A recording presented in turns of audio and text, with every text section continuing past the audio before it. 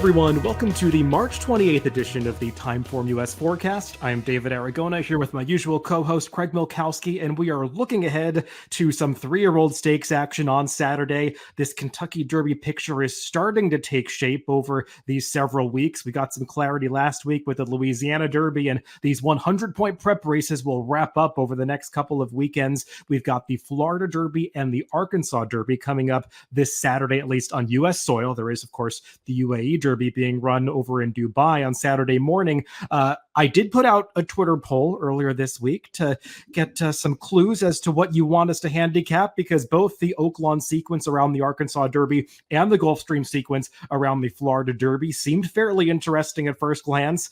Florida Derby Day did win by a hair, I think 2.6% margin over Oaklawn. So we're going to go with the public. I was kind of leaning that way anyway. So I did ask Craig. Craig's vote counted for 1,000 times, according to him. So we're going to land on the Florida Derby Day pick 5. And it's a marathon of 14 race card. We're, of course, just going to focus on the last 5 races on this podcast, races 10 through 14, all stakes events, starting with the Grade 3 Orchid, moving on through the Grade 2 Gulfstream Park Oaks, then the Sand Springs and Appleton, both on the turf, and closing things out with the Grade 1 Florida Derby. That's the pick 5 at Gulfstream. To satisfy those that wanted us to talk about the Arkansas Derby, we will get to it at the very end of the podcast. We'll discuss some of our opinions in that prep race at Oaklawn, but a lot to look forward to this weekend, Craig. There sure is. I know I think I'll be at Oaklawn. I mentioned that on Tuesday, so looking forward to going there. And I imagine it's going to be a long day, because even though I don't really handicap the Dubai races or anything, I will certainly be watching those. And then I'll be taking in this Florida Derby card, the live racing at Oaklawn, which is always great. Look forward to seeing our colleague, Mary Rampolini, who I'm sure I'll see in the press box if she makes it, which I assume she will. And always a good time, but just a lot of really good racing this weekend. We had that last weekend at the fairgrounds. We're going to get more next week. And as you said, that 3-year-old picture starting to take shape, not so much because the same horses are winning or it has any real clarity, just because it's kind of forced to take shape, because these are it. These are the final 100-point preps, and the winners are going to be the horses who are probably going to be the favorites in the Kentucky Derby. But to me, everything still looks pretty wide open. We saw at the fairgrounds a new winner who had earned some points, but hadn't really run a great race until last week. Even the runner-up, same thing, probably just qualified by that runner-up finish there in the fairgrounds race. So it's still a pretty wide open Kentucky Derby, and maybe these races we're going to talk about will clear it up some.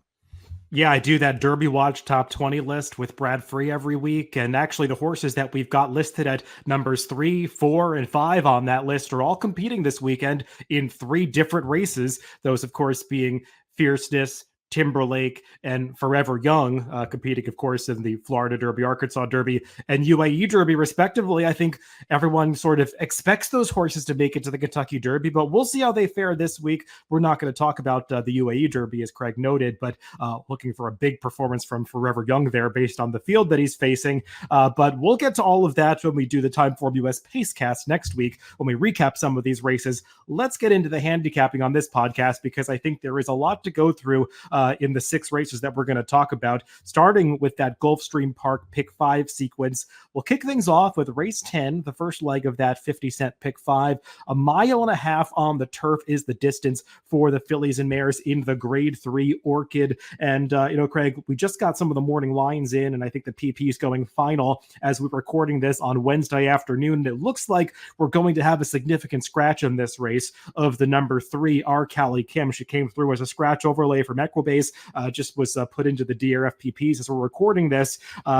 She would have been a horse that would attract support in this race, just based on her having won 5 of her last 6 starts, coming off a recent victory in the very one against a similar field that she's facing here. She's not going to play a horse that I personally was against my first handicap this race, so kind of sorry to see her out. Hope all is well with her, but would have been a horse that I think might have created better value on some others that I was more interested in. With her not playing, Craig, I think we're going to have probably 3 horses dominate the wagering in here, and the likely favorite is the number 6, McCulloch. She was just overmatched at the end of last year when she tried the Breeders' Cup Filly and Mare Turf, given some of the European runners that come over for that race and how strong even the American contingent was last year. She didn't have much of a chance, especially going a mile and a quarter, which arguably is a little bit on the short side for her. She's done her best running in these 3-turn races, the true marathons, going a mile and 3/8 and beyond. It just feels like an appropriate spot for Chad Brown to bring her back, but I guess you have to decide how much of an advantage she really has over this field coming back off a layoff. Yeah, it was a big scratch for our Callie Kim. Like you, I was kind of against her in this spot, but that's all for naught now. But I think McCulloch is a pretty strong favorite in here. The speed figures would certainly indicate that. The race rating we give this race is a 119. She ran a 120 or higher every single time she ran last year. She is coming off a bit of a layoff. In this case, I don't think that's a big concern with it being Chad Brown. And she just looks really strong in here. I guess there's a couple of other options. I know we talked a little bit beforehand and said that, we wouldn't be surprised if this is a kind of a chalky pick 5. And I think this league is particularly one of them, as I wasn't able to come up with any real prices. The second and third choices on the morning line look to me like the logical alternatives. We have a Euro shipper for Christophe Clement and La Mahana. Coming in, she looks like a listed type. She tried graded group stakes a couple times overseas, and she ran fine, hitting the board once, only beaten 2 lengths. But her successes have come in listed stakes. And surprisingly, a horse who has also run some 120 TimeformUS speed figures in a career, just a 5-year-old. She came out of a narrow miss in the Pegasus Filly and Mare World Cup Invitational. That was a strong effort by her. She was 26-1 that day. She's going to be substantially shorter here. But for me, it was kind of hard to go past those 3. I couldn't come up with any others. I am a little bit against one of the 3, but before we get into that, anything did you like any of the others in here? Yeah, I would also like to narrow down that those 3 favorites to 2 that I would be likely to use in this race. McCulloch is not one that I'm going to eliminate. I doubt you would disagree with that, Craig. She just seems fairly solid. I wouldn't be running to bet her at a short price in this race, just given the fact that she is coming off that layoff. And I've never been the biggest fan of McCulloch, and I would say that she caught some weak fields last year when she was doing some of her better running. I mean, the Flower Bowl and the Weah, they were both 4-horse affairs. She was facing just 3 rivals, going off at 2-5 on each of those occasions, both 2 and 3 back towards the end of her 2023 season. And she ran fine. I obviously compromised by a very slow pace when she was upset by Parnack, but I mean, wasn't beating anything of note in the Weah 2 back. And I know she has that upset over Warlike Goddess going back to the Glens Falls. She got a good trip that day. Arguably, Warlike Goddess not quite at her best on that occasion. She was a little up and down last season, and I think no one would argue that overall Warlike Goddess is the better horse than McCulloch. Just got upset by that one on the day. The distance obviously works for her. I'm not going to, take some big stand against her because I don't think that there is that solid rival that you can have a lot of confidence in that has both form and form at the distance like she does. So I'm not against McCulloch, but I also don't want to lean too hard on her. And the horse that I'd be looking to sort of dismiss at a short price, Craig, is the one, La Mahana, coming in off the layoff for Christophe Clement. I don't think it's noted in the DRFPPs. I believe it's a mistake. It'll get fixed. It is in TimeformUS. She was not trained by Christophe Clement overseas.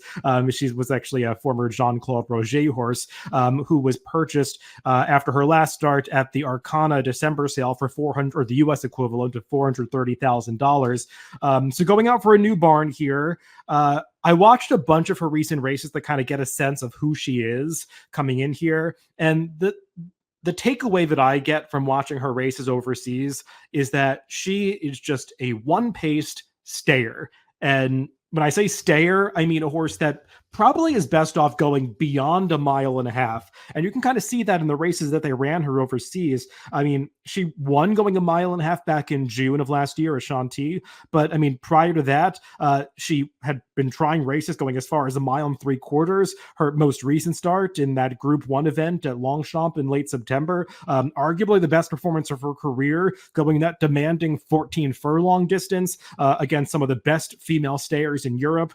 And she is a horse, watching her races, that initially in her career, it seemed like they were trying to make her come from off the pace, and she just lacks the turn of foot to really pass horses in the stretch. And they sort of changed things around. I believe it was in that June 18th race when she won. They sent her to the lead that day, and she was just able to kind of get comfortable up front and continue on. And in all of her subsequent starts, they made sure to press her early to be in a prominent position. Whether she was on the lead or stalking, she was always in position to win the race at the top of the stretch and just kind of stayed on. Wouldn't pass anybody really, but just sort of used her stamina to stay in the mix. I'm a little worried about a horse like this that seems to lack turn of foot coming to Gulfstream Park, where she's likely to catch a firm turf course where finishing speed is really at a premium. And I just don't know that she possesses it. And furthermore, Christophe Clement does not have the best numbers with horses coming in from a different country, foreign shippers. In general, his ROI is lacking. When you narrow it down in Formulator to foreign shippers and graded stakes races, he's just 1 for 11. Interestingly, the one winner was in the Orchid Stakes last year with Amazing Grace, but that horse was a very short price and was coming in with good form from Germany, going the distance and seemed to have a turn of foot. I don't know if that's the case with La Mahana, so she'd be the one, especially if she's 2-1 like she is in the morning line. To me, that's way too short. She'd be the one that I'd be looking to downgrade. Yeah, we were on the same page. I did the stats a little different. Did you say graded stakes for Clement? I believe I did. Yeah, because I just did all stakes, being this is what, a grade 3, I think. I didn't want to narrow it down too much, and it gets even worse. He's 2 for 22 with a 0.65 ROI. And like you, I watched a few of this horse's races, and it's one thing to just be a plotter like she is, no real speed.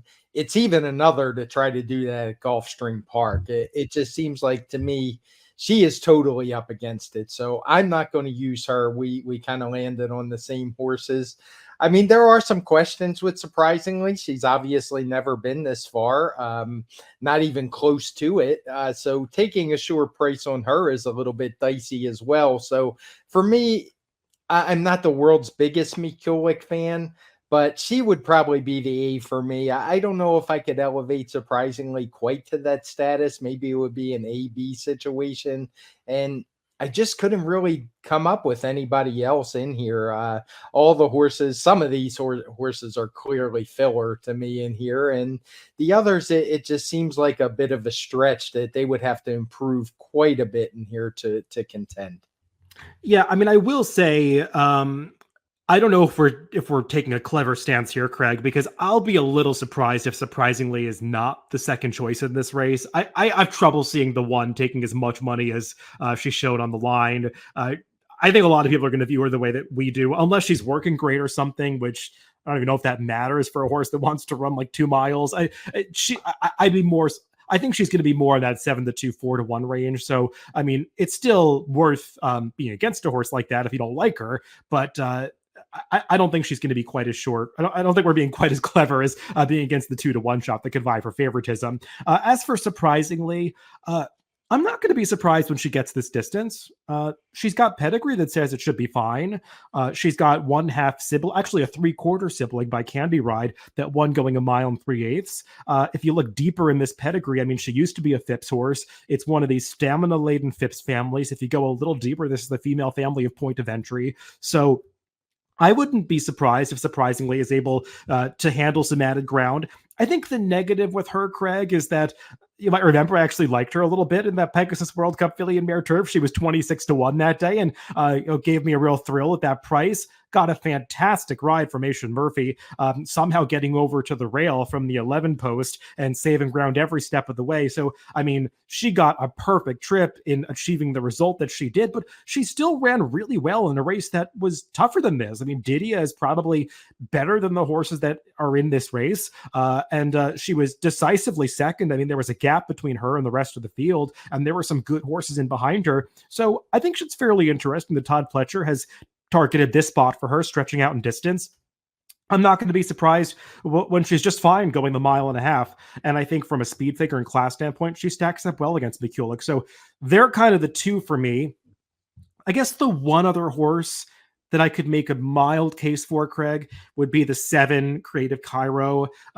We talked about that Al Stall Memorial at Fairgrounds last week when we were handicapping the Tom Benson, and noting that the horses that you probably wanted out of that race were those that were getting wider trips. And that was certainly the case for Creative Cairo, who was basically out on the apron through the stretch of that race. Florent Giroux couldn't have guided her any wider than he did. And she was really closing well down the center of the track in a race that was mostly dominated by horses that stayed towards the inside. So I think that last performance is better than it looks, and I think she really has upped her game in recent starts for Lindsay Schultz, and she had tried marathon distances in the past. I mean, prior connections, including Christophe Clement, who previously trained her, had thought of her as a horse that wanted to run these longer distances, and maybe she'll be more capable now that she seems to be in the best form of her career. So I don't want to totally write her off. For a horse like her, who's got no speed, I just wish there was more pace in this race. Yeah, she's the only other horse I had that I could possibly put on my ticket as a backup. And it's because of what you say. She's a horse who has had some success at the distance in the past. She came in second at a mile and a half. Last year, I believe it was. And she did try it quite a bit. She won at a mile and 3/8 at Laurel a while back. So it does seem like the distance won't hurt her. But I do have some reservations like you, as she's only shown third on the pace projector. That kind of tells me what a lack of speed there actually is in this race. I mean, we have surprisingly shown in second. I would imagine this would be a no speed race, but I don't think that we show those in these mile and a half races, or maybe surprisingly got the tracker label because she's never quite been this far in the pace projectors, projecting that she would be up closer. But whatever the case, there is not a lot of speed in here at all. Well, let's move on to the next leg of this sequence, over to the dirt course for race 11, the grade 2 Gulfstream Park Oaks. Kentucky Oaks prep here for the 3-year-old fillies going the mile and a 16th distance. And an interesting name showing up in this race, Craig, that of course being the number 4, Ways and Means, who went to the sidelines after getting her career off to an auspicious start last summer with that visually impressive and fast debut victory at Saratoga, winning off by over a dozen lengths under wraps, never asked for anything by Flavian Pratt, and, obviously garnered a ton of attention and hype off that, went off at a short price from the spinaway, and lost as the heavy favorite, but did come out of that race with a setback. She had clipped heels on the backstretch and sustained an injury during the race, was off for a long time. She's purportedly been working well for this comeback, but Chad Brown and the Connections have picked a tough spot, Craig, not because there are any of the top 3-year-old fillies in this field, but stretching out to a mile and a 16th for the first time with a lightly raced horse like this going 2 turns off the layoff, that's a tough ask. That's a very tough ask. That's exactly what my notes say. And when I tried to look up similar for Chad Brown in the past, there are none. Nothing that really matches first 2-turn race off of a long layoff for a 3-year-old like this. So it is definitely a tough spot. And I mean, I'll just cut right to the chase. I'm going to be against this horse because it's a sequence where I do think some of the races are going to be chalky. And if she wins, I wouldn't be surprised if this isn't a pick 5 worth having. And I really think it's a negative. And just the way she's coming into it, I don't know what the plan is. I mean, it's a Corvette Stables horse. It's not like I would think that they're going to be trying to rush to make the Oaks, but who knows? It's a tough spot regardless. And I do think there are some pretty tough horses in here. Now, speed figure wise, she ran a 101 in that spin away when she was defeated. I mean, that was her best figure. any improvement at all, and she's better than anything anybody else has run in this field. But I just think there are a lot of question marks to take what is probably going to be a shorter price than the morning line, I would think.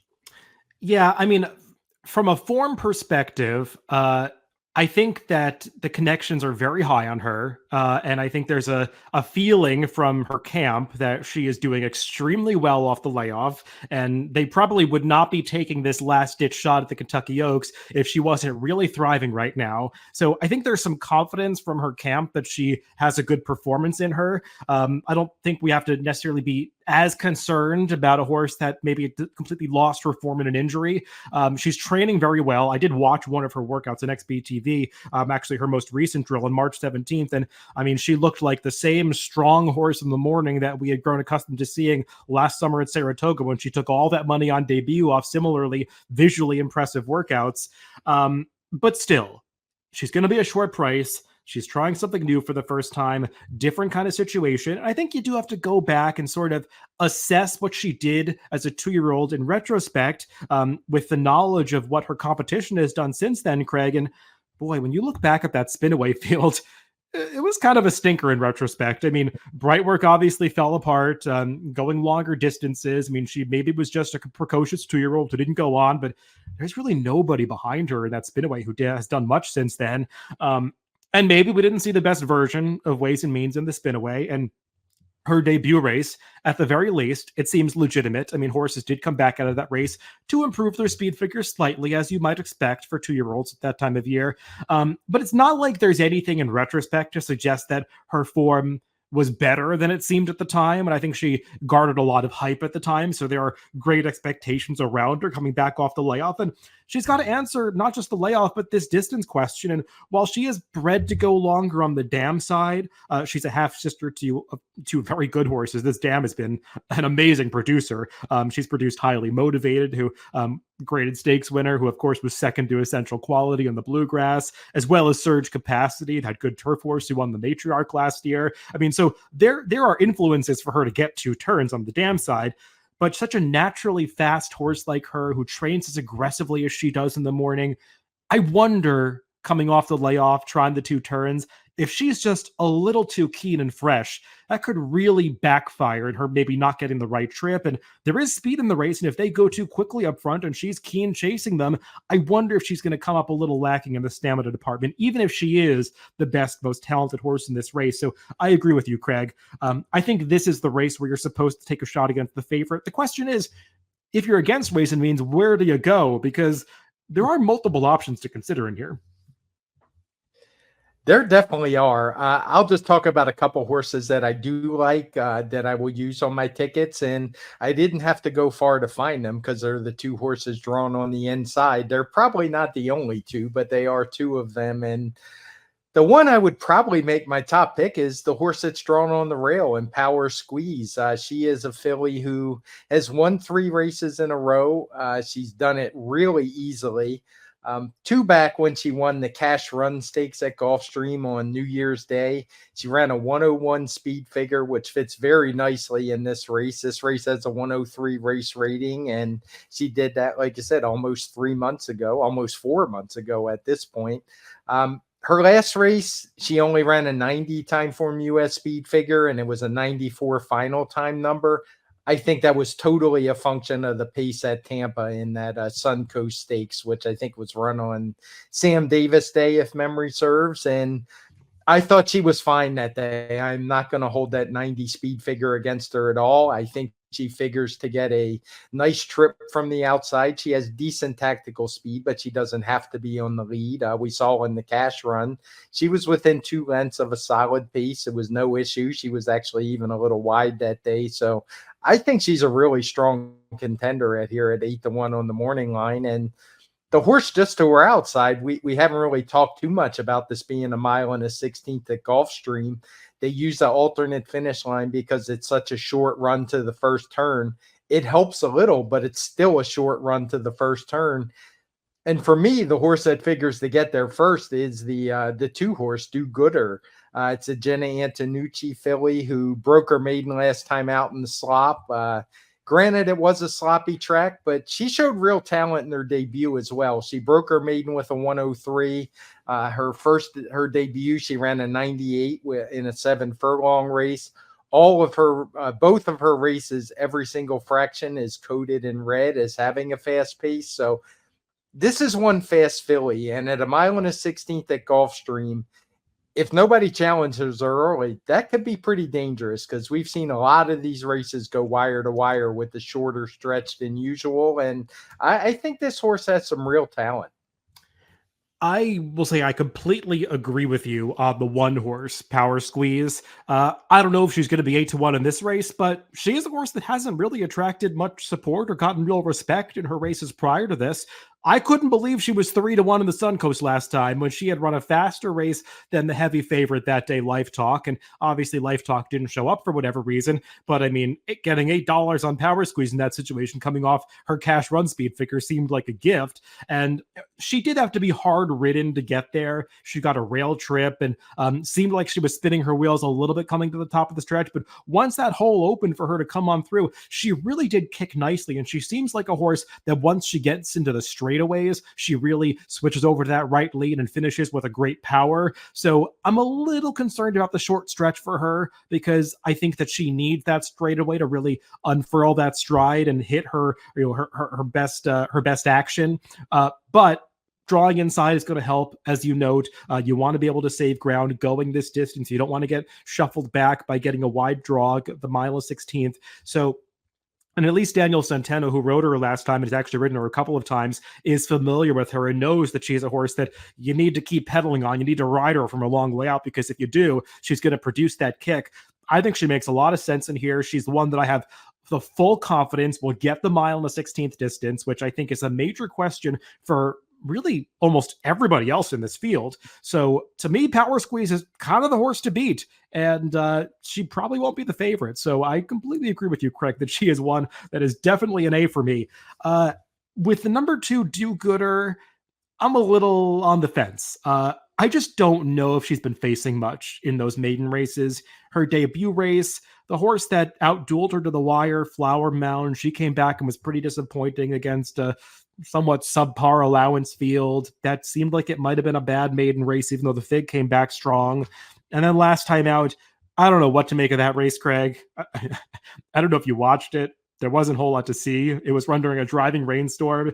You could barely even see the horses at any point in the race. I have no idea if those crazy looking times are correct. They obviously went fast early and slowed down late. I mean, you could see the very end of the race. They were walking to the finish line, but nobody was really closing. I don't know what to make of it. I mean, she obviously has a lot of speed.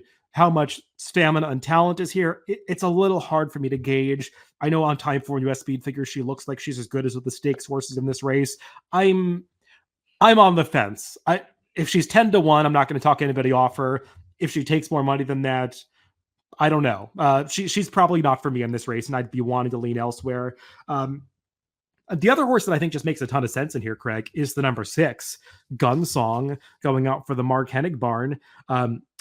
She won her debut in the slop, but maybe she doesn't love the slop because she came back over a sloppy track in her second start and was a little disappointing, losing at a short price at Aqueduct. And since then, she's gotten on 2 Harrow tracks and she's significantly improved her speed figures. I know her TimeformUS speed figure 2 back is a little lower, but the final time number was fast that day. And then last time out, she showed that the final time number probably was what you wanted to look at because she came back and basically repeated it, improving a little bit to get a 105 TimeformUS speed figure, winning, going the mile distance very impressively. She's taken a step forward since the blinkers have gone on. She's got tactical speed where I don't think she needs the lead. She was able to stalk off another horse last time, but I think she does have the speed to get forward into that clubhouse turn. And I don't have much doubt that this daughter of Gun Runner is going to handle the mile on the 16th. So I think she makes a lot of sense in here as well.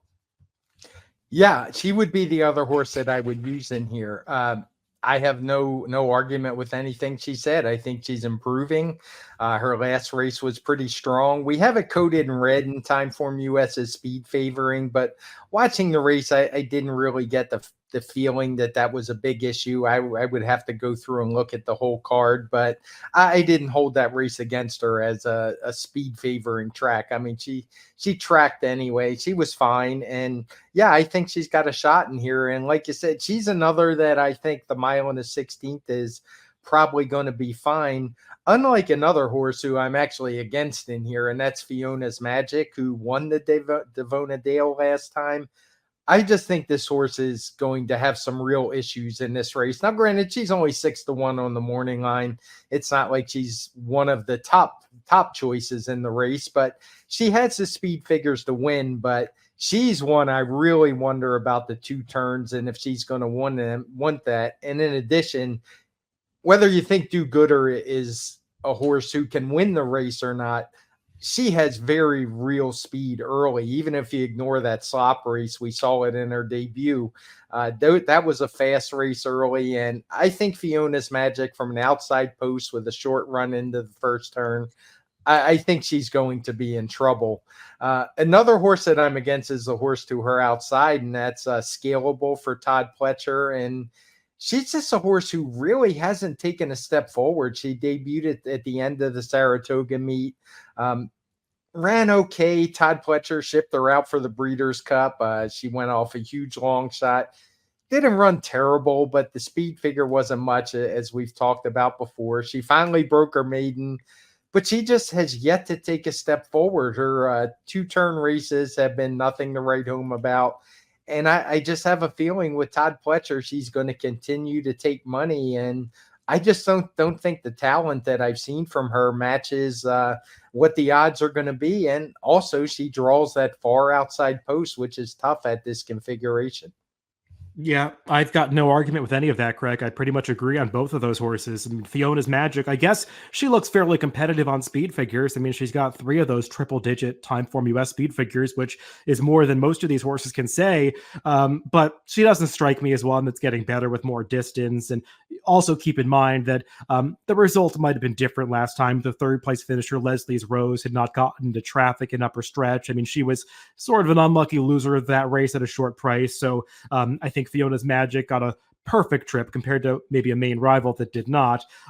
She is a half sister to a horse named Cajun's Magic, who you might remember from some of these Derby preps a couple of years ago. A horse by Cajun Breeze, who is like nothing but a sprint sire. But Cajun's Magic, he was a horse that would carry his speed further than I ever expected. He could be competitive going as far as a mile or a mile in the 16th. And Fiona's Magic by a different sire. Maybe she'll be the similar kind of overachiever. She kind of has been already. But I think you got the right price on her last time. And this could be a tougher spot for her.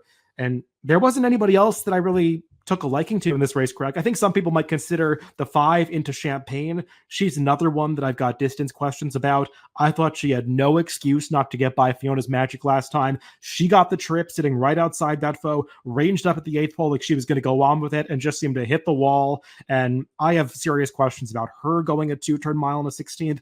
I just see this race as a lot of horses that don't look like they want to go this far.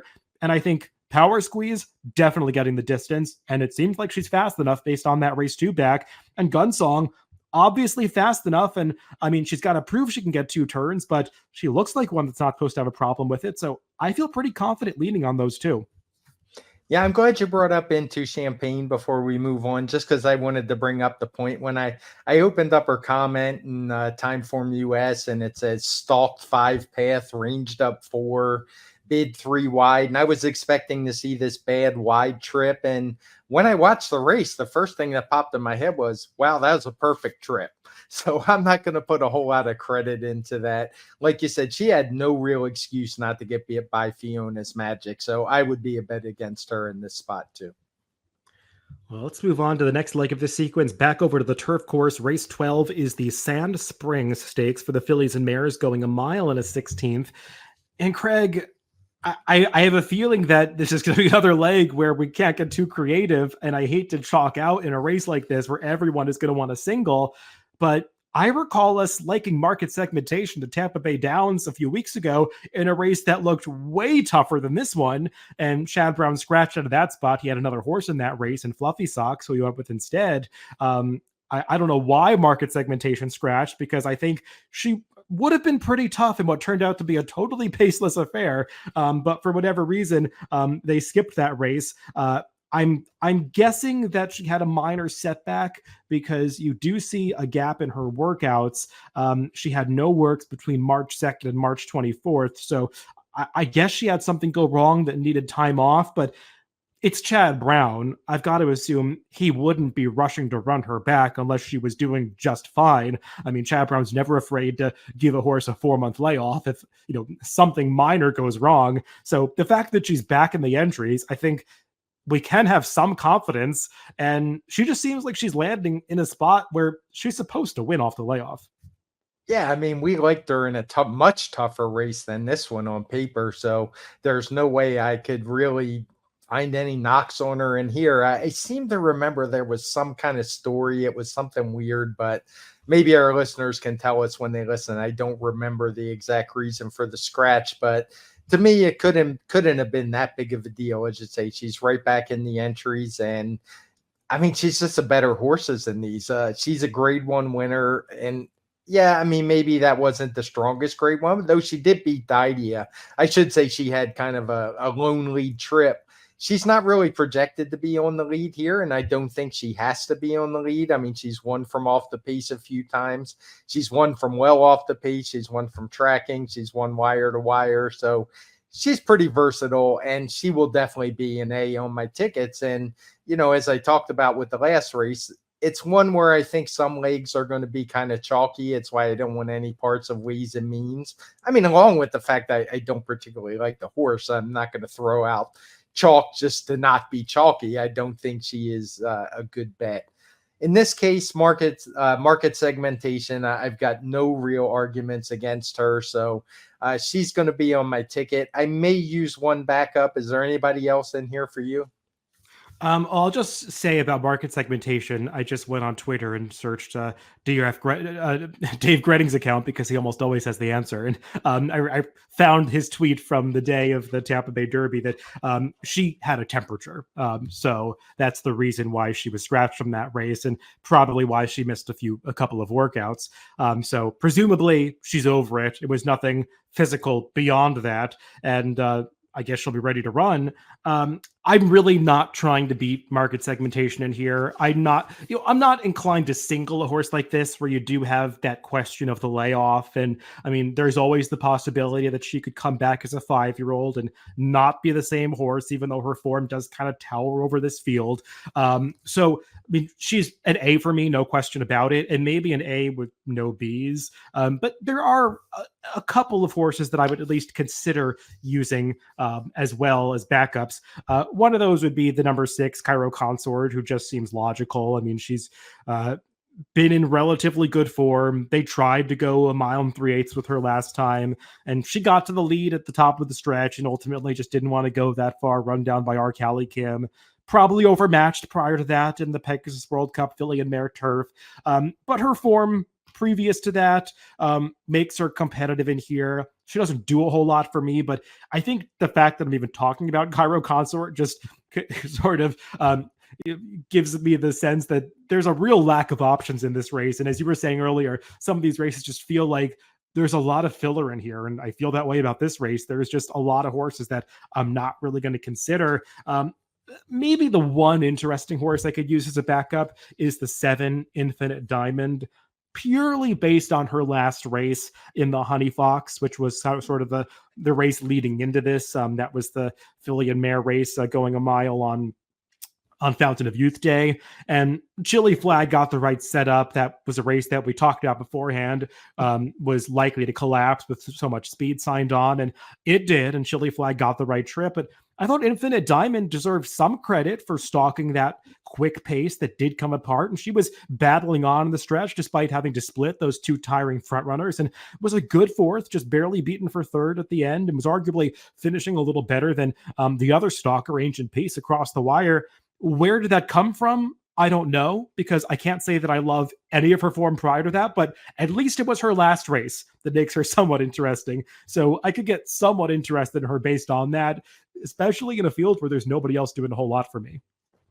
Yeah, I tried to make a case for others. I looked at Fastest Flight. She's really consistent, and maybe she'll be on the lead in here, but I just didn't think she was good enough. Cairo Consort, I looked at. I don't want her at 3-1. She's a horse that has absolutely no speed whatsoever, and I hate that on this Gulfstream course. So I don't want her on my tickets. Candy Light, who absolutely got stymied last time trying to come through on the rail, looked like she was making a move. I thought about her, but as I watched the race, what popped in my head was, you know what? If somehow she got through and got up and won by a half a length, I wouldn't like her in here. So, why should I like her now? And the other horse I'm going to use is Infinite Diamond because she is just a 4-year-old. So I'm willing to accept that last race speed figure at face value. When I watched the race, she was kind of in the unenviable position of chasing a couple horses who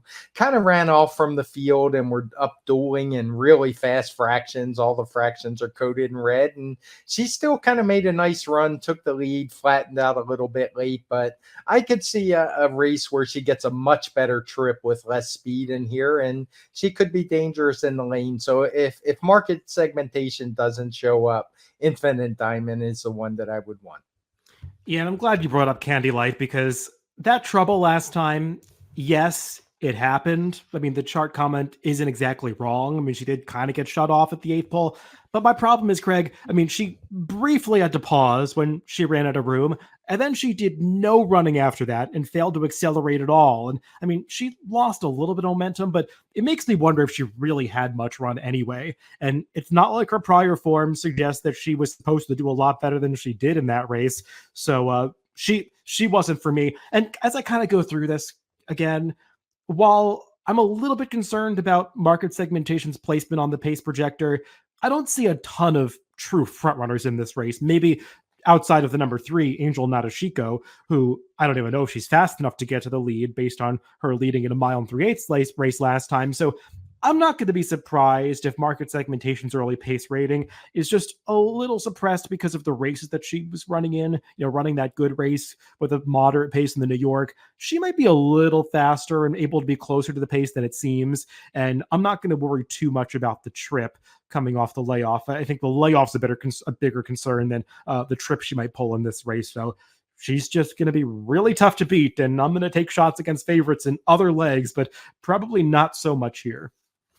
Yeah, I mean, let's not forget that market segmentation last race, which is probably held against her in the pace projector.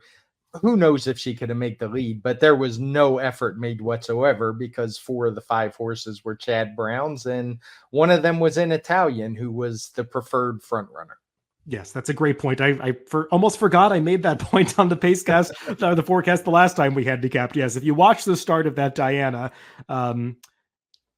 it's clear that maybe market segmentation wasn't being written to get the same trip that she did in the New York. Let's put it that way.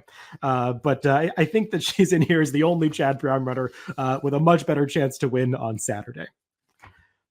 Moving on to the 13th race, the Appleton, again on the turf course, a little shorter than the Sand Springs. This one just a mile for the older horses. And, Craig, I would say this race is kind of the key to the pick 5 because it is by far the most interesting race to handicap. There's not like one favorite that you can hone in on and say this is definitely the horse to beat. There are a lot of options to consider horses that you could make cases for at prices, and if you're able to find a price in this race, I think that you could allow yourself to maybe go a little more logical in some surrounding legs because this is a sequence that just looks like it's going to be that way.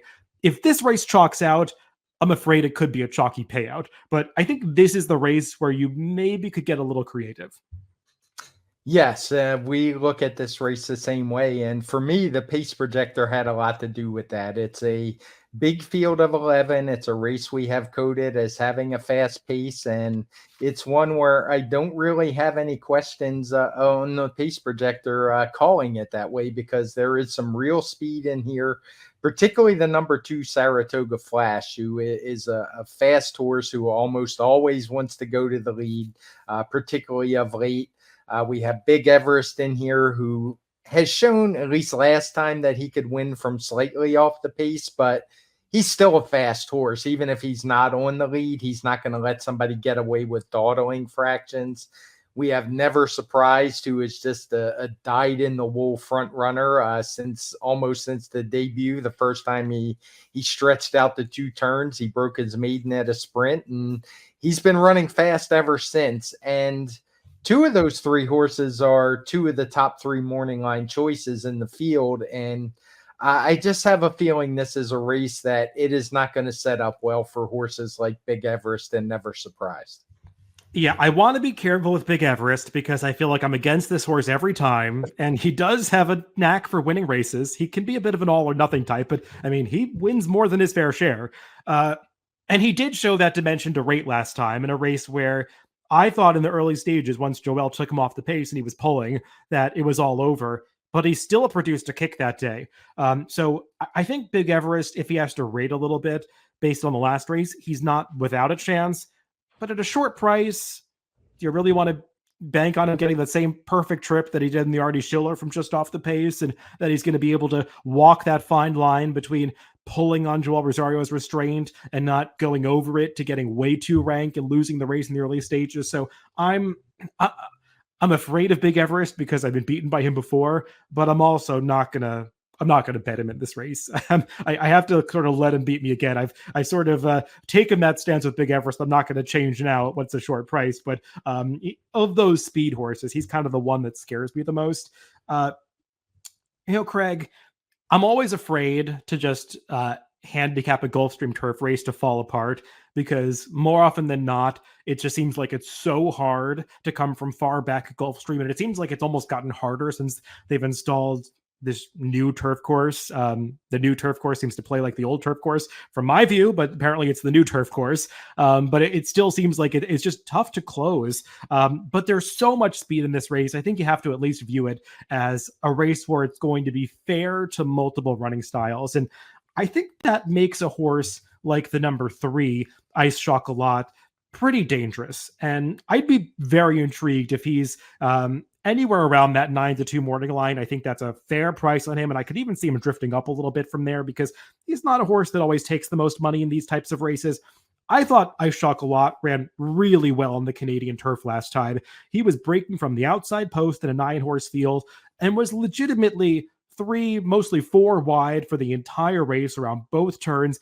That's a really tough trip to pull at Gulfstream, especially when you're coming from off the pace. And Luis Saez just seemed like he was always trying to get this horse to play catch up. And he got there and looked like he was going to be a threat at the 8th pole and just flattened out a little bit. But that was going a mile and a 16th. A mile and the 16th is probably pushing this horse's stamina just past the limit. He's more of like a 6 to 7 furlong type who can get a mile when the pace works out for him. And I think the slight turn back of a 16th of a mile is going to make a big difference for Ice Chocolat, and also drawing more of an inside post position. I think it's going to allow Paco Lopez to work out a better trip than this horse did last time. Yeah, he's my top pick in here as well. And I'm like you, I'm a little leery just to default to closers, but I don't think this horse is really like a deep closer. He can be when he has to be, when the pace gets really hot, which maybe it will in here. But there's times like the Canadian, that was a pretty fast pace. That race won by Emmanuel. The pace figures were all in the 130s. He was only 2 3/4 lengths off the pace and did so while pretty wide around the first turn from that outside post. He's a horse who's just always finishing at the end of his races, other than his trip to Woodbine, where he basically had no chances. That was a race with very little pace in there, and it was better horses. Master of the Seas was in there. But I just think he's good, and he makes a lot of sense in here. So he would be the A for me. If I was going to use a closer, well, I am going to use a closer in here. That's a price, and that's the 8-horse Skyro, who's been running on the synthetic at Gulfstream and running pretty well, but it's not a big leap to go back in this horse's PPs and see some really fast turf races from him where he ran 120 plus TimeformUS speed figures. He's shown good tactical speed. Again, he's not one of those deep closers who has to come way out of it. I think if you're looking in the DRFTVs, he actually gets that late pace flag as the fastest late pace horse. And I just think this one's form might be hidden a little bit because he hasn't run on turf of late very much. but his turf races are good when you look back, and he might just be a better horse now. Yeah, I think he's a horse that's worth discussing because when you look up the race ratings of those handicap races that he's been running in, they stack up almost equally with the preliminary race rating for this stakes race. So, I mean, the company's been keeping it strong and switching back over to the turf. I know that his recent synth speed figures are a little better than some of the turf speed figures that he had run recently. But like you said, he had good turf form going back, and he had also run well on the Gulfstream Park turf, which I think is important because it just seems like he's a horse that likes to get that really firm going when he runs on the turf. And that's what you typically get at Gulfstream. And he actually ran one of his best, actually his best TimeformUS speed figure on the Gulfstream turf back in March of 2022.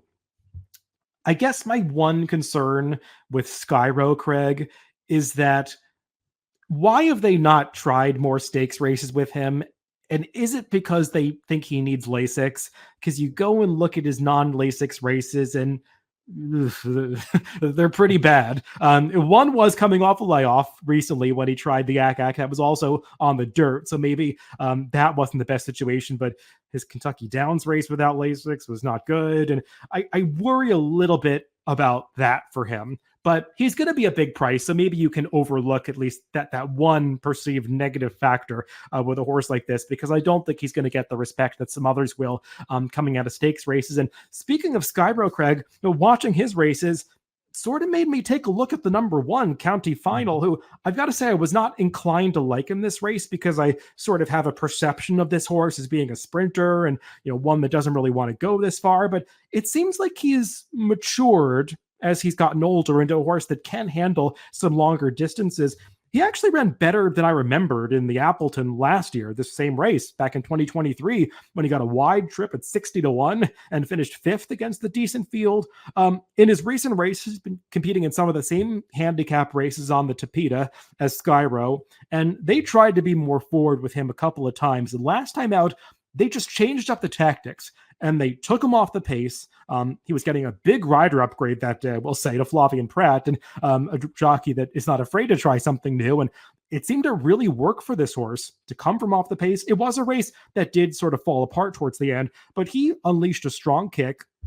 Skyro did have traffic trouble in that race and sort of got rolling too late, but I thought he ran about as well as Skyro. And now he's had a little bit of time since then, switching back to the turf, a surface that he has handled before, and he's getting another good rider on his back in Jose Ortiz, drawn well towards the inside, and at least he's not one of these closers that has to come from way far back. He's shown close up on the pace projector like he might be part of the pace, but given that he won last time coming from off the pace, I think they're going to take him under a hold coming out of the start again and take him back to mid-pack and try to make him get the mile distance by just turning it into that sprint to the wire for him.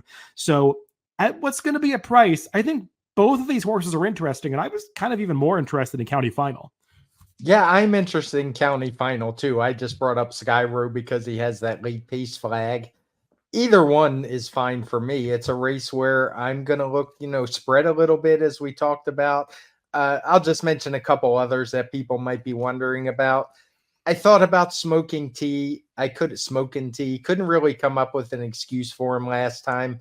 Maybe just a change in tactics back to what we saw in the River City would be good for him. But that was at 1.125 miles. That was a really fast pace that day. It just, I have questions about if he's really that good, and he's going to be a much shorter price. One other horse, Lucky Score, he was one. He had that huge figure in the Breeders' Cup Mile. I think we talked about that somewhere along the line. But that race, I wonder if that race isn't just too fast. It's one of those I have questions about the speed figure. But it's not like he doesn't have any races in his PPs that could make him a contender here. But I just think he's not quite good enough to handle company like this. Yeah, I think that Lucky Score looks appealing at first glance, and then you start to dive in, you start to watch some of his races, and you're like, this horse is just okay. I mean, he's a good horse, but he looks a little better on paper than he does when you start to watch some of his replays. I mean, he was taking advantage of a very fast pace that was falling apart when he nearly won that New Arctic 3 back, and you see his Breeders' Cup result, and it's like, wow, he only lost the Breeders' Cup Mile by 2 1/4 lengths. Who is this horse? He was 50-1 that day. And then you watch the race, and it's like, oh, Irad Ortiz was riding him, and he just stuck him on the rail, and he saved ground every step of the way, and never really looked like he was getting anything in that race. So he just kind of sucked along to be losing by 2.25 lengths, and that could 2.25 lengths can be like 50 lengths, functionally in a race like that on the turf. Yeah, he wasn't quite for me. I will say the pace of that Joe Hernandez last time, he had no chance. That was a total merry-go-round race. The fractions that are published in the PPs are crazy. I mean, they're totally, the half mile fraction is totally wrong. I mean, I don't know how that wasn't caught. I mean, I think they revised the 6 furlong fraction from what was posted on the video, but they did not run a third quarter in 21 flat. That's ridiculous. And I think that the pace figures in TimeformUS reflect the correct fractions. I'm sure that I think it's your assistant that does the California figs, Craig, but I'm sure that one was caught. Yes. Yeah, that don't put too much stock in the raw fractions for that Joe Hernandez. But getting back to Lucky's scores chances, he wasn't quite for me in this race. I could see him getting into the trifecta somewhere, but I preferred the other Mark Casse runner, Ice Chocolat. And Smoke and Tea, yeah, he was off the layoff last time. He did get like a minor bump at the quarter pole. It seemed to rob him of a little momentum, but still, I expected better from him. And he's a horse that I wonder if he really likes these super firm turf courses like you get at Gulfstream. He just hasn't run quite as well as at Gulfstream as he has some other places. So maybe he's going to be more of a later season horse. And, Craig, I don't know if there's anybody else you want to talk about in this race. I mean, we kind of just glossed over Never Surprised when we were mentioning the pace. At one time or another, he would have been really tough to beat in this race. He's a good horse, and I thought he was very game last time off the layoff, the long layoff, in a very fast-paced race to just lose by a nose. But given the expected pace scenario here and how much time has passed since his glory days, I just have some concerns about what we're going to get. Yeah, I've mentioned I'm not a huge bounce theory guy. The one time I am is when horses come back off a very long layoff, run a very tough race, and he's coming back in just 4 weeks, I guess it is. These days, that's a little bit quick, and he's a horse that, the pace is up against it. He's not for me in this spot. I mean, he almost always runs well and shows up. It just seems like this is really tough. Yeah, something weird I noticed about him is that watching his workouts, he's been training in an extension blinker, which is something I've never seen Todd Pletcher use. And he's obviously not wearing it in the race. He's not wearing blinkers at all, but I just wonder why. I mean, the last 2 workouts, he's training in an extension blinker. It's a weird thing. Yeah, I kind of agree with your sentiments on him. I wanted others in this race. Move on to the main event at Gulfstream on Saturday. It is the Grade 1 Florida Derby, and it is an 11-horse field, Craig, but it really feels like the conversation centers around the 3 likely favorites, probably the only 3 horses that are going to be under 10-1 in this race. And Fierceness, the morning line favorite, the conversation really has to center around him and what we can expect from last year's 2-year-old champion, because when Fierceness is on his game and he produces his best effort, there's nobody in this field that can beat him. And we saw that in the Breeders' Cup Juvenile last year when he made some really good 2-year-olds look fairly ordinary, just walloping them with that 122 TimeformUS speed figure. Only Nisos has approached that kind of number and surpassed it. But Fierceness, when he has encountered some adversity, it's been pretty ugly. I mean, we saw on the Champagne, didn't get off to a great start, was out of position, and just threw in the towel.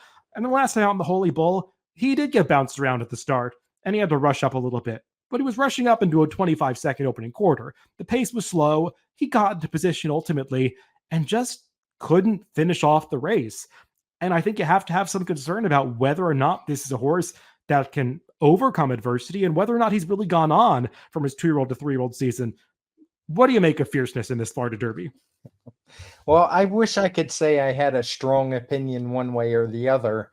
I'll be upfront. I can't toss Fierceness. He's just too good when things go his right way, and I think he is by far the most likely winner. And he drew the outside post, which normally at 1.8 miles at Gulfstream, the 10 post is not the greatest thing in the world. We have short run up to the first turn, but the pace projector shows him in the front. I think after the way that last trip went, that John Velasquez is just he's got to be sending him, I would think. I mean, what other plan could there be in this race? And if he does that, if he breaks clean and is able to make the lead by the turn, I just think he's the best horse. So I can't possibly leave him off my tickets, because that 122 was not a fluke. I mean, he had run a 115 in his debut back in August. He beat some very good horses that day, horses like Muth and Locked and Timberlake, and horses that are just quality. So I'm not going to be surprised when he wins. And I think it's likely. I think this post is actually good for him. And, maybe that Holy Bull will be a blessing in disguise. As I think the connections might realize we can't mess around with this horse. We just have to go. His best efforts come when he runs in the clear and he's able to just do his thing. And I think that's probably what's going to happen. So not against him. I'll use him as an A. There's a couple others I want to use. I'll mention the one that I don't want to use at all, and that's Hades, the 2-horse. I'm just not a big believer in this horse. He is obviously the horse who beat Fierceness last time, was able to hold him off after setting a crazy slow pace. Regardless of what you think about Fierceness, I think a horse like this that's going to be a pretty short price, and I imagine he'll be aggressively ridden by Paco Lopez from the inside, but he's a horse that I just have to take a stand against. He hasn't been particularly fast. He's had things go all his own way, and particularly in his last 2 races, and he's just the kind of horse I'm never going to bet on in this spot. As for Fierceness, he's been training very well coming back into this race. He trained well into the Holy Bull. He's trained well his entire career, so I don't think there's anything different there. I think we're going to see a better version of Fierceness on Saturday, but I think there are 2 decisions you have to make about Fierceness. One is, has he gone on from 2 to 3, and can he still produce the kind of form that we saw last year? The answer, I would lean towards yes. I think that, it was, as you said, it wasn't some fluke that he ran so fast a couple of times last year. He's just a really good horse. And, he's not been a horse that has been able to overcome adversity, but maybe if they're aggressive with him and they send him to the front in this race, he's not going to encounter that adversity and he can just put on a show like he has in the past. But I think the second question with Fierceness, Craig, is not how good is he? It is he really a Derby horse? And that question, I'm not sure that I think the answer is yes. He's a fast horse. I think he got the right pace set up in the Breeders' Cup to show his exceptional speed and use it to great effect, being able to stalk a very moderate pace. But is he the kind of horse that's going to be able to set a taxing pace going 1 1/8 and finish it off like a horse that should march on towards the Kentucky Derby? I don't know. Watching him run, he doesn't look like a horse that's supposed to relish longer distances. He's a little smaller. When you watch the Holy Bull, the kind of striking thing to note is that Hades kind of towers over him from a physical stature standpoint. Clearly, Fierceness is a very efficient mover, and I mean, he's really fast. You see it in those morning workouts. But is he going to produce that best form going 1 1/8 in a race that I do think it's going to feature an honest pace? I mean, there are horses in here that kind of have to get ridden aggressively. Seminole Chief has only been successful when he's been forward. Ladom Bro, I think, has to show speed. To his outside, who knows what we're going to get from a horse like Iris's Dream, who is in here as a long shot. Catalytic showed speed on debut sprinting. So I think the pace will be honest. And I just get the vibe that Fierceness is not like a 9 and 10 furlong horse. And maybe his class and his speed and talent will carry him through in this race. So I'm not going to be 100% against him. I could use him as a backup, but I can't make him a horse that I'll rely on heavily in here. He's not an A for me, because I just have that sneaking suspicion that this is the wrong path for Fierceness. And I think he's a horse that will do good things later this year in 1-turn races.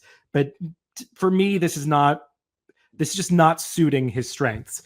And, I guess we should talk about Conquest Warrior, Craig, because I do think he's going to be the clear-cut second choice in this race.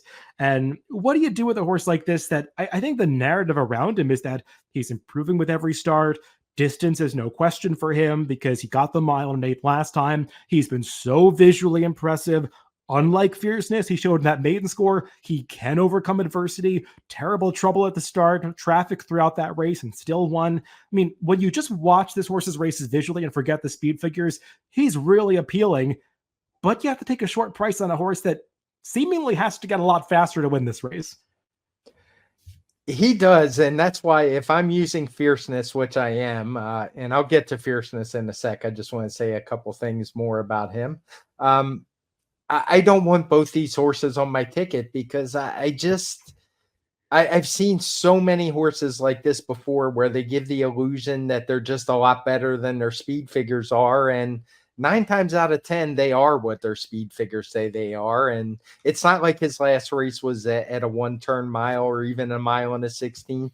It was at this mile and an eighth distance. The pace was pretty honest. The speed figures were pace figures were 119. They slowed down throughout the race. Yes, this horse won easy, but I think how easy he won may just be a bit of an illusion. And that's what the speed figure's telling me. He only got a 107 that day. It shows a little lower in my PPs because he's picking up weight for this race, a couple pounds here. So for me, there's no way I want both of those horses on my ticket. And of the two, I would rather it be Fierceness for most of the reasons I mentioned. You posed the interesting question about, is he a Derby horse? I would 100% say no.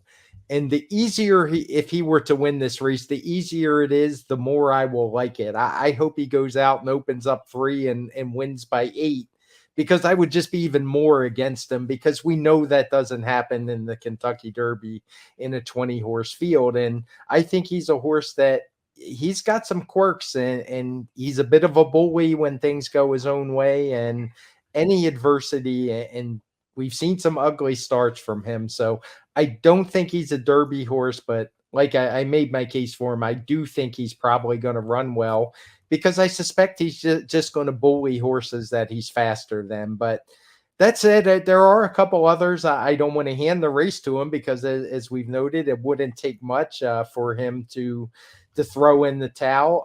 I already talked about Hades a little bit. When I turn it back to you, I would like to hear what you think about him. And Conquest Warrior's not for me.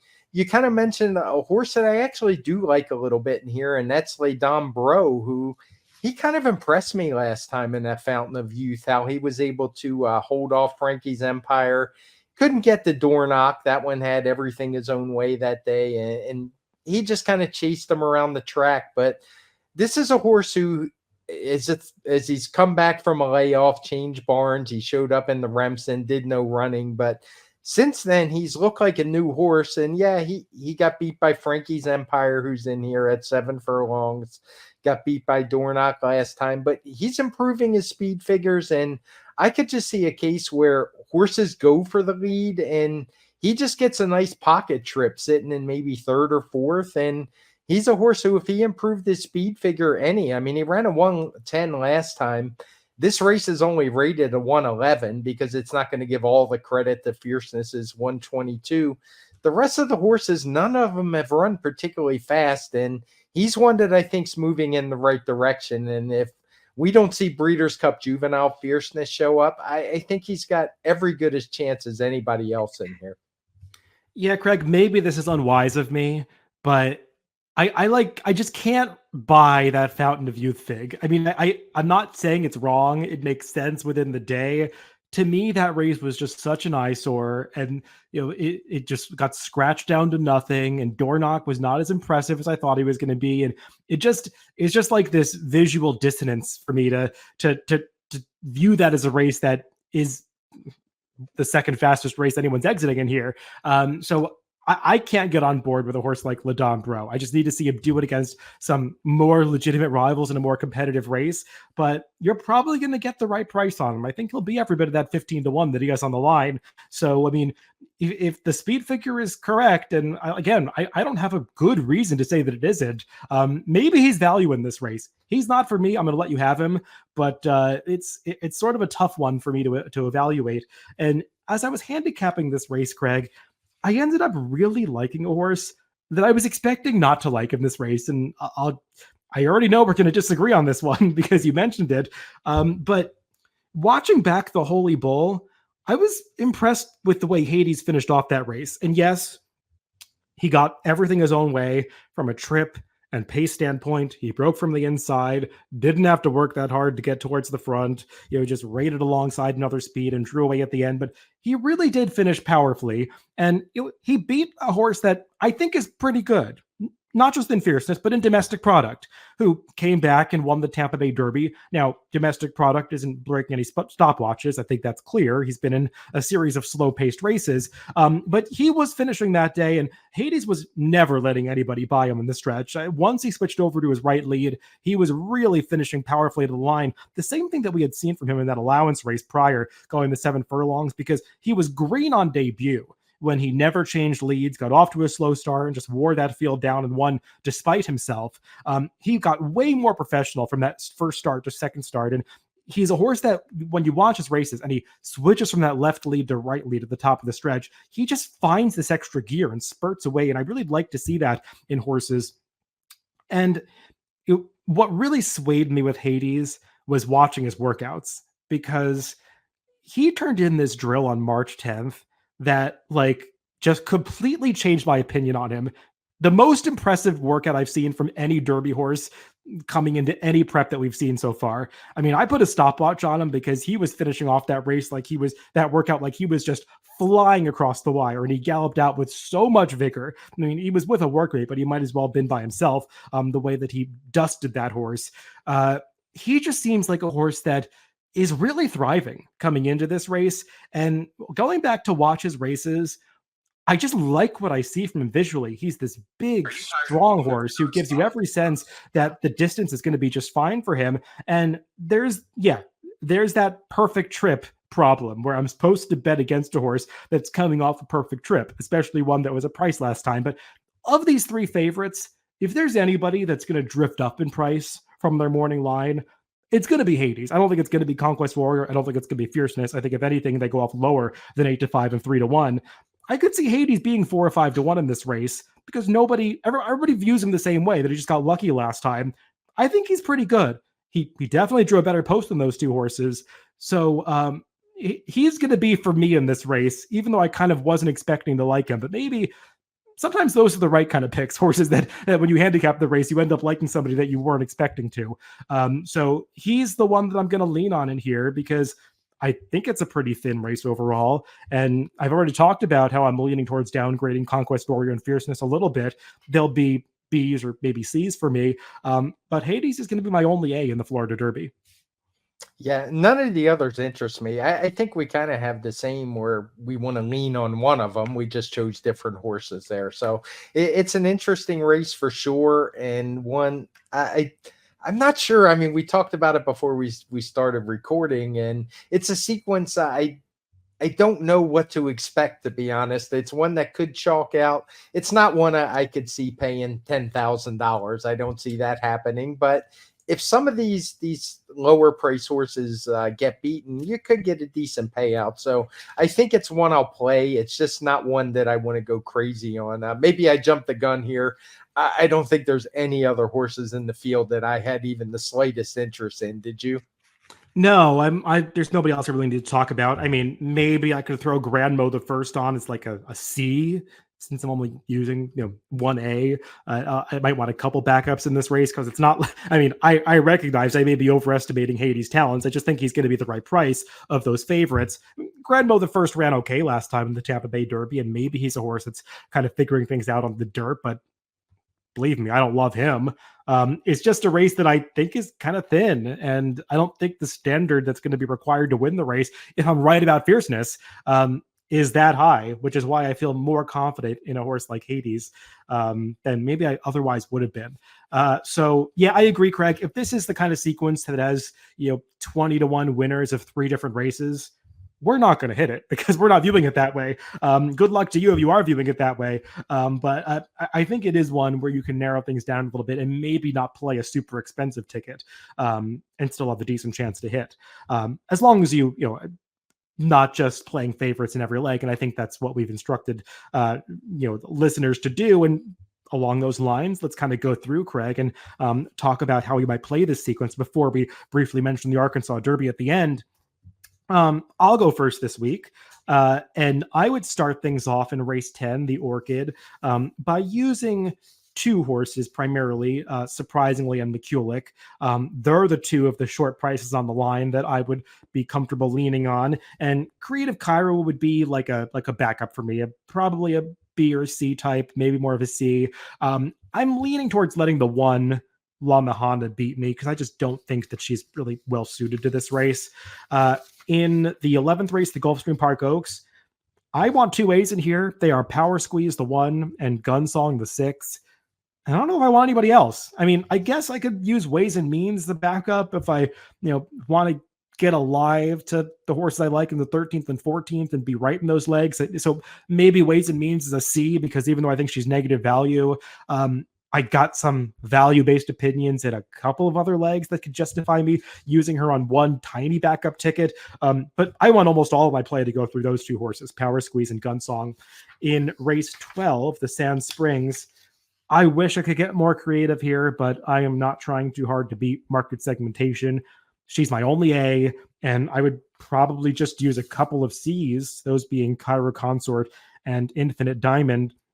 Maybe I would think about upgrading Infinite Diamond to a B because I think she's offering way better value than Cairo Consort, but I don't want to invest too much through this leg against market segmentation, who I just think is a very likely winner. In the Appleton, I'm going to lean towards using two A's in this race, those being Ice Chocolat, who would be my top pick, as well as County Final, who I just think is the interesting value horse based on my opinion. So 1 and 3 would be my A's. I would use Skyro as a B for all the reasons Craig outlined. I could use Lucky Score as a backup. I could even use Never Surprised as a C in this race. I think he ran well last time. I don't want to totally discount him if there is one survivor of a potential fast pace. But I would want most of my play to go through the 1 and the 3. There are the two A's for me. And then the Florida Derby, I just covered it. My only A would be the number 2, Hades. And then backups would be Fierceness, Conquest Warrior, and Granmo the First, maybe as a C. My ticket's coming up cheap. So for me, the Orchid, we're pretty similar there. I would not use the 1 either. Didn't like Christophe Clement's stats. Didn't like what I saw in the replays. I'm going to lean on surprisingly McCulloch and then maybe a little Creative Cairo as a backup. In the Oaks, I like Power Squeeze. She would be my A backups, and maybe Gunsong. I'm teetering between an A and a B for her. And I'd also use Dr. Do-Gooder, who I think is dangerous speed on the front end at that distance. Market segmentation would be my A in the Sand Springs. Backups, Infinite Diamond, and if I was going to use another one, it would be Fast as Flight, who is shown on the front in the pace projector. The 13th race, the Appleton, that is one where I am expecting a bit of a meltdown. So my A's would be Smokin' Tea, Country Final, and Ice Chocolat. I might use Big Everest as a backup. That would probably be about it for me. And in the Florida Derby, I'm just going to use Fierceness and Madame Bro. That's going to be it for me in that one. So keeping the ticket pretty short because, like you said, it's one where if it's a one that's going to pay big balloons, I'm probably not going to have it because I don't have those kind of horses on my ticket. So I want to keep it pretty narrow, but leave some room where I could hit a nice ticket if I'm right about some of my stronger opinions. Craig, in the Appleton, maybe I was mishearing, but I think you forgot to mention Skyro, who I know you like. I imagine he'd be an A for you. Yes, I thought I did, but if I didn't, yeah, that's I might have mentioned all 3 of them. Okay. Yeah. Well, that brings us to the end of Gulfstream, and we've taken up a lot of time to handicap this, but we did promise that we were going to mention the Arkansas Derby. So, Craig, we can give some quick opinions on the Arkansas Derby for those that did vote for us to handicap Oaklawn instead.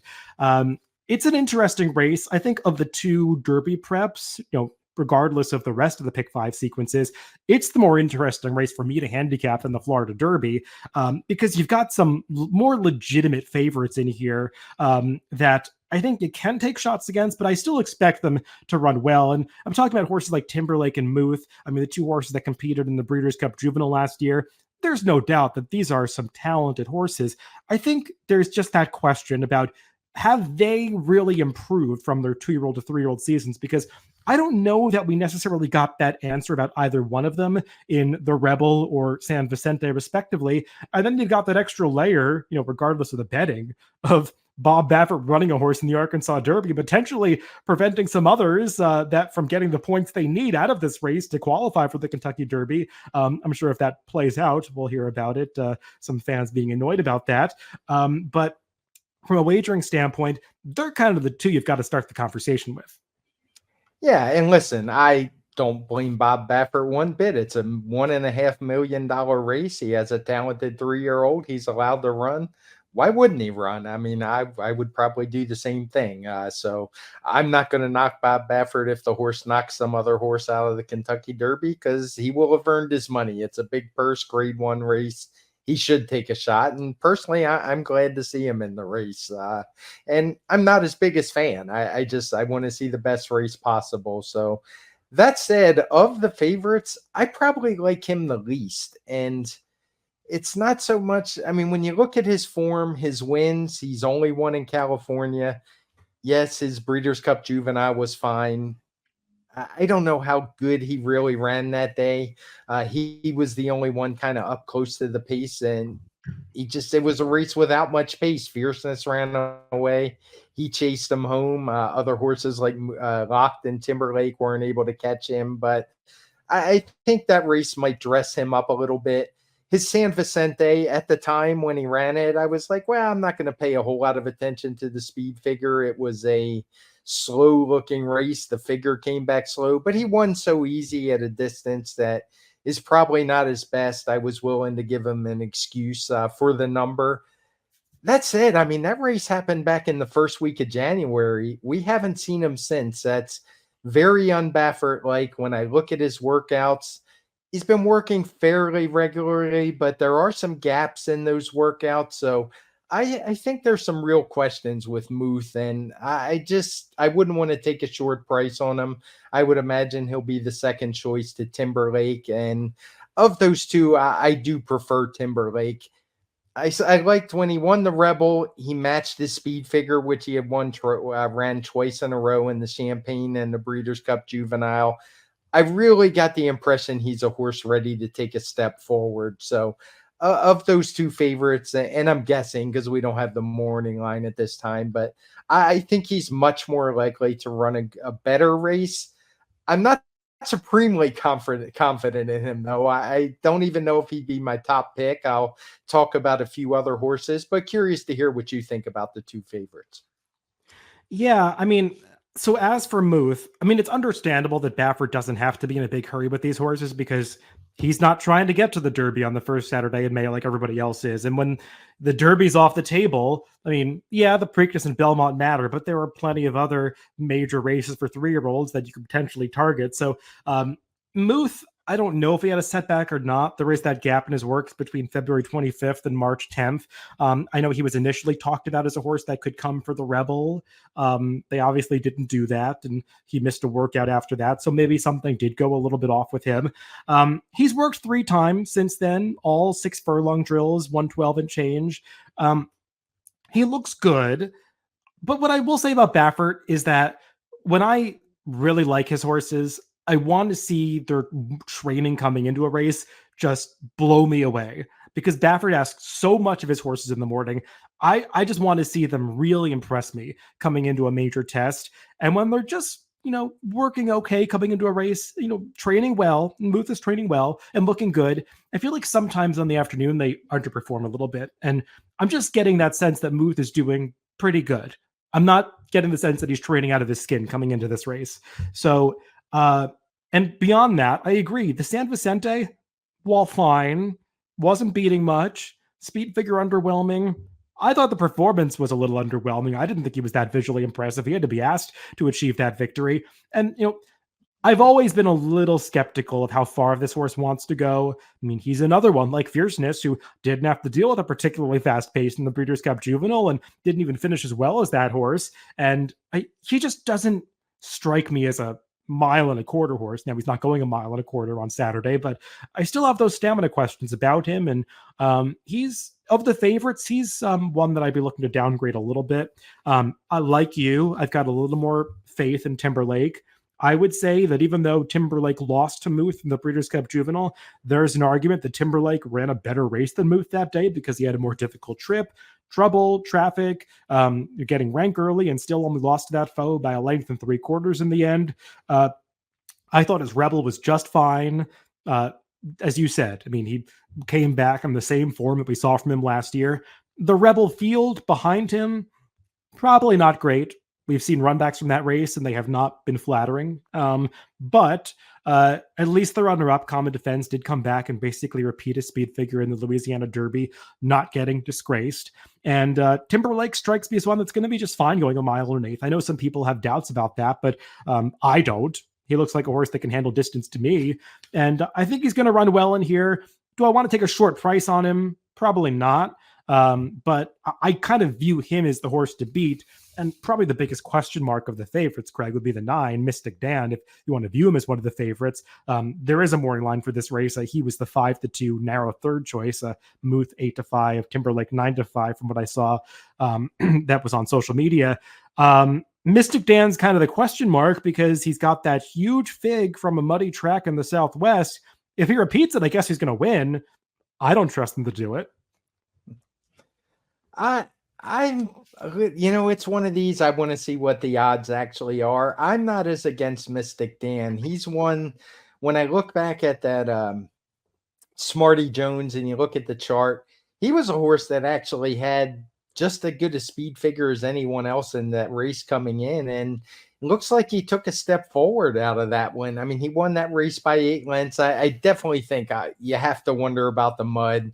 He got a great trip on the rail. He kind of appeared out of nowhere. And the next thing you know, he was 6 or 7 lengths in front. But I think that race has actually turned out to be pretty decent. When you look at the speed figures, Common Defense didn't really run that day, but he's come back to run well since.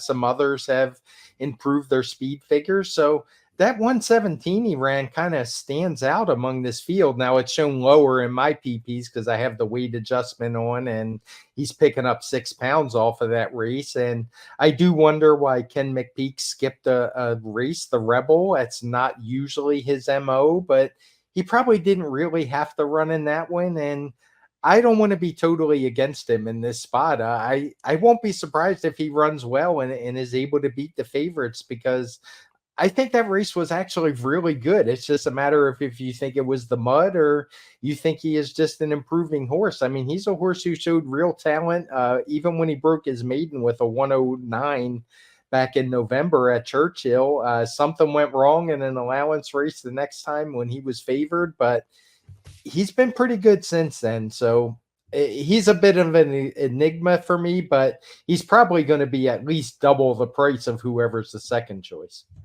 Yeah, I mean, I was of the opinion that there was a rail bias on Southwest Day that he took full advantage of, maybe more so than any other horse on the card.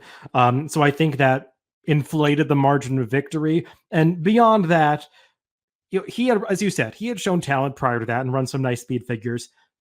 For me, visually, the way that he moved over that sealed track, he just looked like he was getting over it differently than he had a fast Harrow track in his prior starts, moving so fluidly, looking like a turf horse. I mean, I know that's a cliche that we use, but I mean, he kind of has that action to him where I wouldn't be surprised if he ultimately does really well in the turf in the future.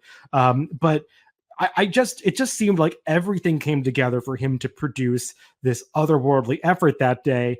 And I just don't think it's going to be the same set of circumstances on Saturday. And I also, as well as he finished off that race, he looked like, to use another cliche, a horse that jumped in at the quarter pole and just was shot out of a cannon and ran a really fast final quarter mile. I don't know if he's a horse that has whose true asset is stamina. And I wonder if he's one that really wants the 9 furlongs as well, which I know seems counterintuitive to how strongly he finished last time. It's just sort of a visual thing and watching his prior races. So he's not really for me. I left him out of my picks completely in this race. Maybe I'll be wrong about him, but I'm kind of devoted to being against him.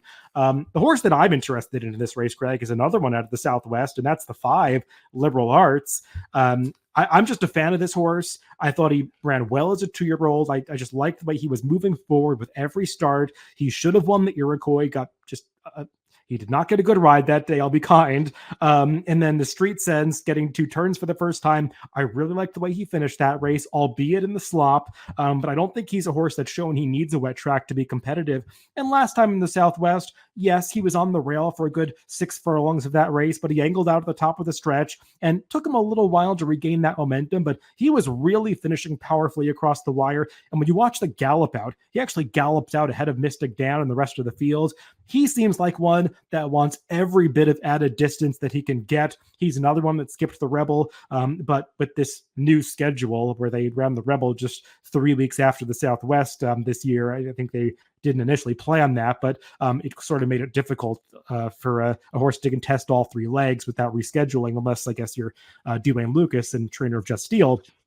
But Liberal Arts, he just seems like a horse that's sitting on yet another improved effort. There's supposed to be a little pace in this race, and I think he's going to run really well. I don't believe he's going to be 15-1. I think too many people like this horse for him to be that kind of price, but 6 or 8-1, based on my opinion of him, seems totally fair. Yeah, he's actually my top pick in here. I kind of had a feeling you were going to go that way, so I didn't want to bring him up just yet, but for all the reasons you said, I think there was a lot to like in that Southwest. And as a speed figure guy, I'm not paying too much attention to speed figures that he ran in October and September. I thought he showed real talent there. And to take a step forward of 10 points like he did in that start in the Southwest where things didn't really go his way, I thought that was a really good sign. And with the prices the other horses we've already talked about are going to be in here, I just think he offers a lot of value compared to any of the others. Like I said, Mystic Dan is a bit of an enigma for me. I think Timberlake's going to be fine, but he's definitely going to be an underlay. I don't want Moose, so I'm looking for a big race from Liberal Arts, and really nobody else in here did anything for me. There's a couple filler horses. I think we have a maiden run in, Just Steel making his 19th start of the meet. It seems like I don't think he wants any parts of a 1 1/8. So we kind of landed on the same pick. We didn't really talk about the pace. It's one that the pace projector has as hot. I just wanted to mention that. I don't know about that. I think that's more a function of field size. I think the pace will be fine. I don't think anybody's going to be trying to set a 49 or 50 half on the front end, but I think it'll be contested and reasonable. Yeah, we're not going to talk about that maiden running in this race because that one's still painful.